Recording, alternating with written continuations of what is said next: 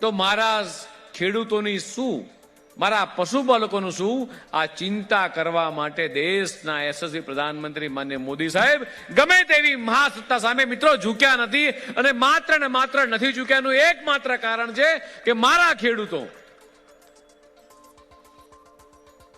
વિશ્વની ગમે તેટલી મોટી સત્તા હોય, ગમે તેટલી મોટી ધમકી આપે કે ટેરિફ લગાઈશું,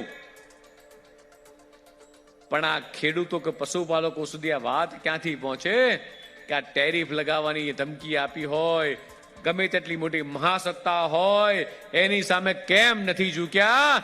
એનું એકમાત્ર કારણ આજે આપણી અમૂલ એ આખા વિશ્વમાં ડંકો વગાડી રહી છે. 1 લાખ કરોડ રૂપિયાના ટર્નઓવર અમૂલ પહોંચ્યું છે. એનો શ્રેય કોઈને જતો હોય તો મારી સામે બેઠેલા પશુપાલકોને એનું શ્રેય જાય છે મિત્રો.